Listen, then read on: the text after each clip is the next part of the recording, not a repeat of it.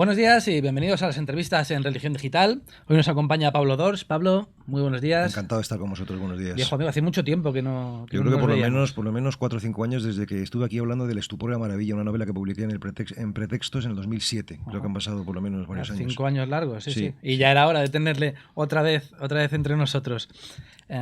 Pablo viene a presentarnos, a hablarnos de un pequeño libro. Y digo pequeño pues por su tamaño.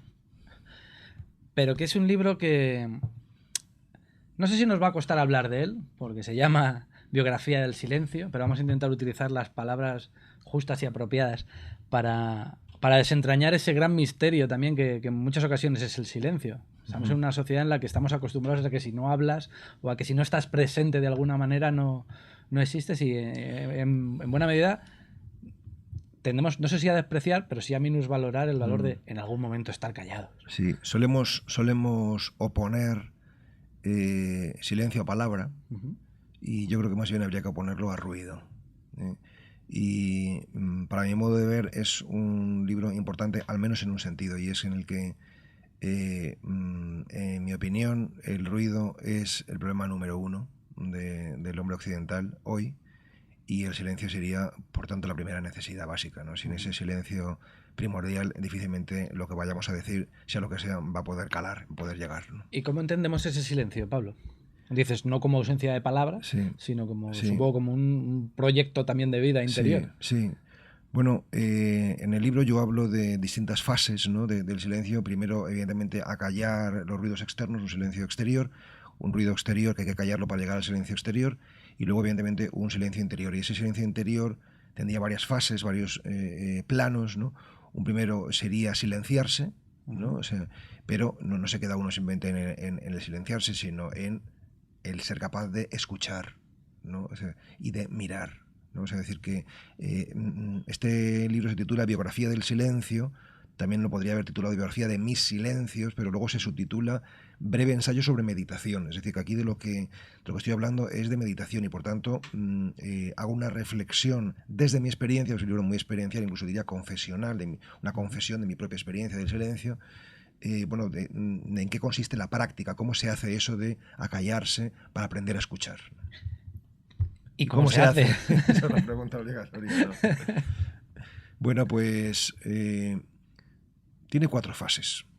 Una primera, que yo diría que es física, también espiritual, pero sobre todo física, que es ser capaz de retirarse, tener ese coraje, apartarse, ¿no? O sea, es decir, que a veces estamos tan metidos en tantas cosas que de vez en cuando, sea un rato cada día, sea una vez a la semana, sea una vez al mes, pero de vez en cuando hay que tener esa soberanía de alejarse.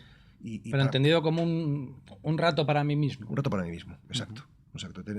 Tener tiempo para recrear lo que uno vive, para poder vivirlo de verdad, para hacer experiencia de la vida, ¿no? O sea, eso por una parte, es la primera fase, ¿no? Sin ese retiro o apartamiento no se puede producir todo lo demás, ¿no? Y luego ya la meditación propiamente dicha tiene 3 fases: un trabajo con el cuerpo, un trabajo con la mente y un trabajo con el espíritu o con el alma.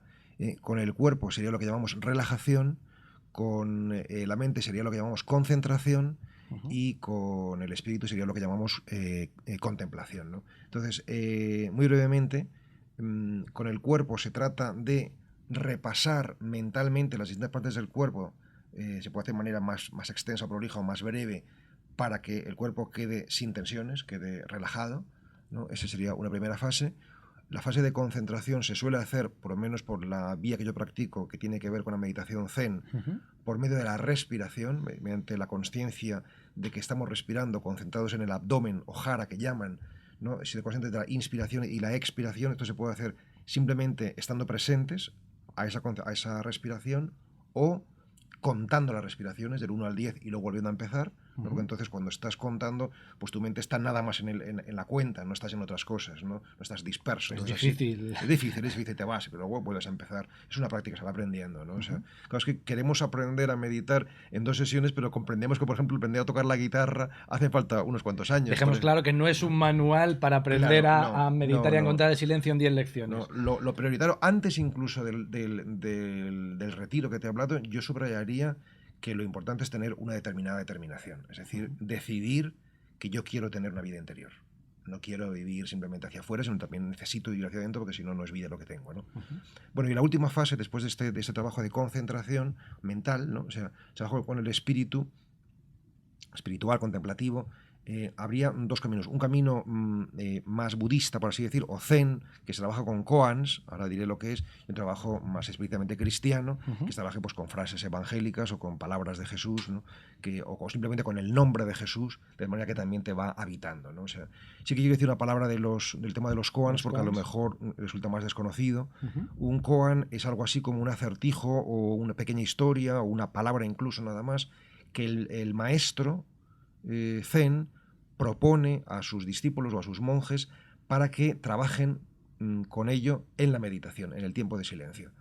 Se trata no de que resuelvan ese acertijo, sino de que se disuelvan en él. Porque el tema no es tanto... Qué buena expresión. Claro, el tema es romper la lógica racional con la que solemos nosotros abordar las cosas, ¿no? Y dejar que eso se integre a ti, te rompa por dentro, ¿no? Y te abra una cosa nueva, una realidad nueva, ¿no? Entonces, bueno, ellos te dan ese koan y tú vas trabajándolo hasta que de alguna manera eso se apodera de ti, esa sabiduría, esa perla, se va apoderando de ti, ¿no? Y entonces, bueno, eso es un trabajo esencialmente contemplativo porque te va transformando, ¿no? O sea, y ese mismo trabajo de manera afín o similar se puede hacer también con el nombre de Jesús o que tiene una tradición en el cristianismo muy amplia, sobre todo en el cristianismo oriental, ortodoxo quiero decir, o con alguna frase evangélica, ¿no? En tu condición de sacerdote has tenido un acercamiento al mundo zen. ¿Cómo se concilian esas dos realidades? Que no tienen por qué ser aparentemente contradictorias, ni mucho menos. Ni mucho menos, no. Bueno, se ha escrito muchísimo sobre el diálogo entre cristianismo y budismo, ¿no? Hay muchas respuestas teóricas a este asunto, muchas de ellas muy interesantes, todas interesantes, dignas de profundizar, pero a mí me interesan sobre todo las respuestas biográficas, es decir, que hay personas a lo largo de la historia de la Iglesia que realmente han dialogado con cristianos, que han dialogado con los budistas, ¿no? Y que han hecho de esta causa algo fundamental en sus vidas, ¿no? Estoy pensando, por ejemplo, en que han hecho camino en común. Exacto. Por ejemplo, Thomas Merton, ¿no? Que es un nombre insigne, o el padre Arrupe, o Emilia Lasalle, o tantos otros, ¿no? Con toda humildad, pero con toda contundencia. Yo también quiero estar en esa estela, ¿no? O sea, de gente, porque como sacerdote que soy, me defino como una persona que quiere estar en la frontera. ¿No? En la frontera entre la iglesia y la sociedad, en la frontera entre la religión y la cultura, entre la frontera entre la vida y la muerte, porque trabajo en un hospital donde veo a mucha gente morir, y ahora en este caso, y este libro lo demuestra de manera clara, en la frontera entre Buda y Cristo, ¿no? O sea, entonces, bueno, ese puente entre ambas confesiones me interesa atenderlo, porque creo que eso es lo propio de la misión sacerdotal y desde luego no lo hago por celo pastoral ni por virtud personal, sino por talante y por vocación. Además, la figura de Jesucristo y su mensaje tienen mucho de puentes, porque muchas veces a los cristianos se nos olvida lo de la universalidad de Jesucristo y para ser universales hay que ir hacia el otro lado. Exacto. Eso es justamente la piedra de toque, la piedra angular que demuestra hasta qué punto un corazón es religioso. La apertura al otro es la clave de bóveda, ¿no? O sea, el otro día, en una conferencia que di, he contado ya esta anécdota varias veces, pero es que me parece muy significativa, un señor, al término de la misma, en el tiempo de preguntas, dijo: estoy muy contento porque últimamente veo que hay muchos periodistas, escritores, incluso autoridades públicas, que no tienen pudor ni ambaje en confesar públicamente que son cristianos, ¿no? O sea, entonces, a raíz de esa intervención, yo hice una reflexión con esas personas que estaban ahí presentes, y también quiero hacerla contigo y con vosotros, porque yo le dije: es que lo importante no es tanto que uno haga una confesión explícita, decir yo creo en Jesucristo, sino desde dónde hace esa confesión. Si tú haces una confesión para tender un puente, para encontrarte con el otro, perfecto. Pero si haces una confesión simplemente para autoafirmarte y decir yo estoy aquí, tú estás allá y somos distintos, entonces no. Entonces esa confesión no es una confesión realmente de fe, porque no tiende un puente, en definitiva, puente o muro. Es la actitud, claro, ¿no? Esa tarea, esa dicotomía entre puente y muro es lo que en muchas ocasiones puede suceder cuando nos planteamos desde la fe cómo actuar en la vida pública como cristianos. Bien siendo como personas o como miembros de una institución, porque en muchas ocasiones a veces esa institución sí que plantea esa dinámica en torno a un muro, en torno Sí. a fuera de aquí no hay salvación, diálogo sí, pero aceptando determinadas premisas. No hablo solo de la Iglesia Católica, sino hablo de cualquier institución religiosa per se que tenga una cierta organización. Eso Y es sin embargo, plenamente, sí. muchos hombres, muchos buscadores de la verdad, o muchos buscadores de la fe o del camino, o seguidores de Jesús en nuestro caso, intentamos en la medida de nuestras posibilidades ese encontrar a Jesús en el otro, y para eso el puente es imprescindible. Es imprescindible. Yo lo veo así y a mí me parece un tema clave de la evangelización. Siempre pongo el ejemplo de Lucas 24. Jesús resucitado se hace presente en el camino de Emaús, Sí. y él lo primero que dice no es yo soy la verdad, sino lo primero que dice es ¿de qué vais hablando por el camino? Y se deja contar la historia. Sí. ¿No? Es decir, que no va con el anuncio querigmático, por decirlo técnicamente, sino que parte de la realidad de desilusión de las personas, de cansancio, ¿no? Y esa sensación de fracaso, los ni discípulos siquiera, de Emaús, y ni que es siquiera llega fantástica. y ni siquiera llega un momento donde les dice es que yo soy el Cristo, no, sino que simplemente está con ellos, pasa la jornada con ellos, charlan sobre la escritura, sobre sus escrituras. Y consigue que sean ellos lo que le reconozcan Eso, a él. exacto. Y en el partir del pan, es decir, en el signo de la condivisión, es donde ellos reconocen, les deja esa libertad. Sí. Es extraordinario. Es Para mí fantástico. es la catequesis perfecta, ¿no? De cómo tiene que ser la actuación del cristiano, y además con un fundamento bíblico pues Innegable. Inmejorable. Claro. Hablabas antes de una sociedad en la que estamos, pues eso, con muchas prisas y intentando encontrar respuestas rápidas y sin esa determinación que tú planteas, que es fundamental para poder encontrar. Vivimos en una sociedad un poquito no, vacía en ese sentido. ¿Cómo Yo creo que es sí. solucionable esta cuestión, o ya estamos en una dinámica de prisa, ruido? La situación es grave, desde luego, pero yo sí que creo que hay desde luego esperanza, es decir, pero no porque no hay fundamento para el optimismo, pero sí que hay fundamento para la esperanza, ¿no? El optimismo es una cosa más bien temperamental, caracterológica, uno puede tener, otro no, pero la esperanza es una virtud, se puede cultivar, ¿no? O sea, es decir, yo lo que sí que creo es que estamos en una sociedad estructuralmente atea. ¿En qué sentido? En el sentido de que no se fomentan espacios de silencio y de soledad, sino todo lo contrario. Entonces, sin el silencio y la soledad no están las estructuras antropológicas básicas para poder generar ningún tipo de espiritualidad, ningún tipo de experiencia de la trascendencia, ni nada que se le parezca. Entonces, evidentemente, pues sí, estamos en un momento difícil, ¿no? O sea, pero creo que hay signos muy prometedores y muy esperanzadores, y desde luego sigue habiendo mucha hambre, mucha gente, mucha sed, que es la condición básica, ¿no? O sea, la condición básica para poder empezar un camino de vida interior es la sed, ¿no? O sea, a lo mejor mucha gente se está marchando en esas iglesias que ofrecen planteamientos tradicionales de acercamiento a Dios, pero yo conozco muchísimos buscadores, en el sentido amplio de la palabra, que quieren alimentar su alma, ¿no? Y que lo dicen expresamente y que lo buscan con verdadero celo. Sí, esa sed de Dios que sigue estando, y probablemente en estos tiempos de dificultad para Occidente, que hacía tiempo que no lo vivíamos, otra cosa es el resto del mundo, sí que se está vislumbrando esa, no sé si llamarlo esperanza, porque la verdad es que el panorama parece bastante sombrío, pero sí esa necesidad de búsqueda. No sé si está mal orientada, porque la mayoría buscamos respuestas fáciles, rápidas o soluciones. Lo planteas en el, si me permites, en el punto 33. A mí me ha llamado mucho la atención, y de hecho creo que utilizaré, con tu permiso, este párrafo, que me parece muy sintomático. Siempre estamos buscando soluciones. Nunca aprendemos que no hay solución. Nuestras soluciones son solo parches, y así vamos por la vida, de parche en parche. Pero si no hay solución, en buena lógica, es que tampoco hay problema. O que el problema y la solución son la misma y única cosa. Por eso, lo mejor que se puede hacer cuando se tiene un problema es vivirlo. A mí me parece fantástico. Sí. Bueno, ¿qué quiero decir con todo esto, ¿no? O sea, pues que normalmente respondemos los problemas que se nos presentan, las cuestiones que se nos plantean de manera demasiado rápida. Entonces, cuando respondemos de manera tan rápida, significa que somos incapaces de convivir con la pregunta. Que el problema, que podría ser una ocasión de crecimiento, lo hemos desmantelado, lo hemos desvirtuado, o sea, lo hemos parcheado, que es de lo que está hablando el texto, ¿no? O sea, entonces yo creo que que tanto a nivel social como a nivel personal es muy importante ser capaces de convivir con el problema, convivir con la pregunta, ¿no? Ser capaces de traducir una adversidad en oportunidad, ¿no? O sea, cuando uno empieza a poder vivir la vida en esa clave, es decir, las dificultades son ocasiones, todo cambia. Sí, pero en Todo muchas cambia, ocasiones ¿no? lo vivimos todo como un duelo perpetuo, cuando Sí, tienes una ruptura sentimental, un fracaso laboral, muere algún familiar, algún amigo cercano.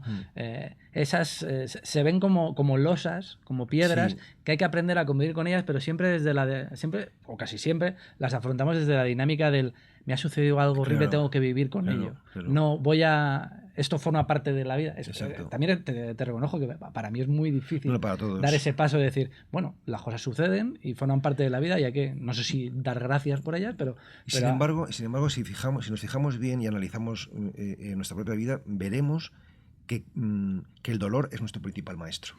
Que también lo digo en el libro, ¿no? Es decir, que donde más hemos aprendido en la vida es cuando hemos tenido dificultades sí, serias cuando somos felices que sortear. sí que sabemos vivir Claro, la o vida sea, siendo felices, sí que no, sabemos gestionar esa felicidad. y que la felicidad, bueno, no se trata aquí de dar una definición de felicidad, pero sí que, desde luego, tiene que ver con la superación de una dificultad. O sea, si a ti te dan un regalo sin más, te puedes alegrar mucho, pero si tú ese regalo te lo has trabajado, te lo has conquistado, ha sido resultado de una entrega, de un esfuerzo, entonces lo gozas mucho más porque de alguna manera tú has sido copartícipe de eso, ¿no? O sea, Sin embargo, parece complicado, al menos en la sociedad en la que vivimos, entender, y me pongo el primero, ojo, que el dolor es necesario para crecer. Nos parece innecesario, nos parece que no debería ser así, que por qué tenemos que sufrir. es la gran pregunta, ¿no? Es la gran pregunta no solamente de la teología, de la Si ya no religión, sino pasamos de por qué permites Dios sí, esto, sí. sino en Pero general. pero en la meditación, que es de lo que estamos hablando también, sí que se trabaja mucho este tema, ¿no? O sea, porque lo primero que surge cuando uno resiste un tiempo en meditación, en silencio, es pues que no nos gustamos. No nos gustamos porque hay tantas cosas. Bueno, primero surgen los dolores físicos, tal, hasta que uno los va superando y tal. Y luego las distracciones mentales. Y luego ya la conclusión es que muchas cosas que vienen que salen de nosotros mismos no nos gustan, entonces lo que hacemos es huir. Y dijimos, es que la meditación no es para mí, el silencio no es para mí. Pero no es que no sea para ti. O no me sirve para nada. Claro, sino simplemente es que no te aguantas. No te aguantas, entonces necesitas la dispersión, necesitas salir fuera, porque no eres capaz de estar contigo mismo en tu casa, en tu hogar, que es tu intimidad, que es tu conciencia, ¿no? Y que muchas Pero, veces también está lleno de fantasmas provocados por esas exacto, rupturas, por el esas... 90% de los dolores y de los problemas son imaginarios, son ilusorios, son fantasmagóricos, ¿no? Pero si tú haces la experiencia, que es lo que yo propongo en este pequeño libro, de no huir del dolor, sino resistir la mirada, atravesarlo, descubres que dentro de cada uno de nosotros, esto a lo mejor suena a música celestial, pero no es música celestial, dentro de cada uno de nosotros hay un reducto, una especie como de jardín del Edén interior, que tiene puertas y en el cual podemos entrar, y que si entramos de vez en cuando al menos vamos a respirar, ¿no? Eso debe ser la esperanza. Sí, yo creo que la esperanza se apoya fundamentalmente ahí, o sea, decir que hay que no todo es sombra, ¿no? Y que al final del túnel hay una luz, y la luz tiene un fondo de realidad indudable, ¿no? Tú estás acostumbrado también a trabajar en los entornos del dolor por tu condición de sacerdote y también por tu condición de capellán en el Ramón y Cajal, en el Hospital Ramón y Cajal de aquí de Madrid. Hace poco tiempo publicaste otro libro, es un libro magnífico. A mí me han escuchado decirlo aquí en la entrevista con Ignasi Moreta. Sendino se muere, editado por Fragmenta, que es una experiencia fantástica de cómo afrontar la muerte y la pérdida y el recuerdo también. Bueno, me alegro mucho que saques este asunto del último libro mío que salió en mayo en la editorial Fragmenta, que se llama Sendino se muere. Yo llevo 6 años trabajando de capellán hospitalario en el Ramón y Cajal. Como podéis o puedes imaginar, pues me encuentro con todo tipo de situaciones, ¿no? O sea, de enfermos, de terminales, ¿no?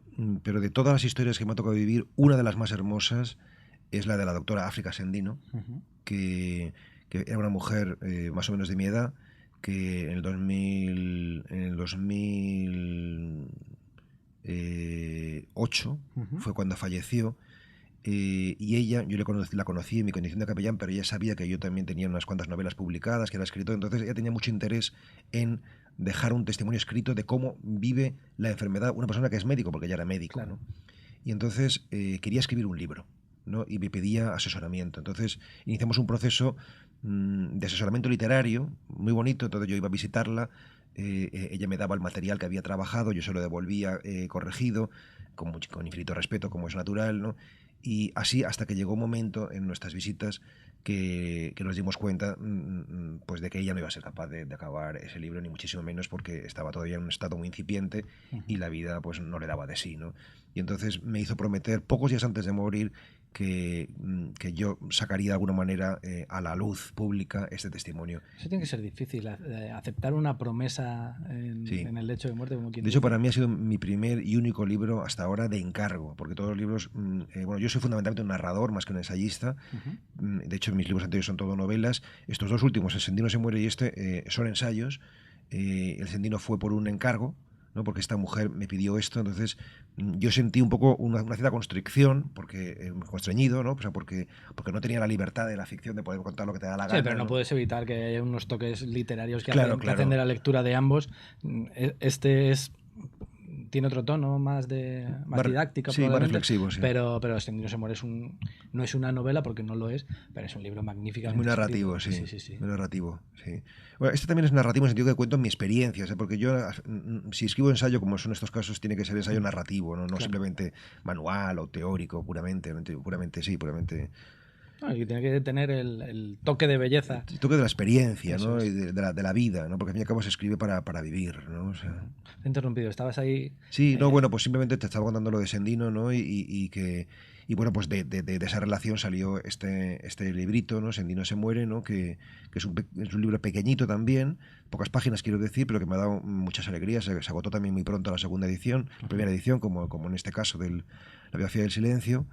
Y bueno, por decir algo de ese libro, que también tiene que ver con lo que estábamos hablando antes, mucha gente me dice, Pablo, qué duro tiene que ser para ti trabajar en un hospital que es la casa del dolor, tienes que estar acostumbrado al dolor. Y yo siempre digo, y Sendino me lo demostró, por eso lo saco aquí a colación, la casa del dolor es también la casa del amor, ¿no? Es decir, es cierto que en el hospital sufre mucha gente, pero también es cierto que en el hospital tú ves cómo ama mucha gente, los seres queridos, cómo acompañan a sus enfermos, cómo acompañan a sus familiares moribundos, ¿no?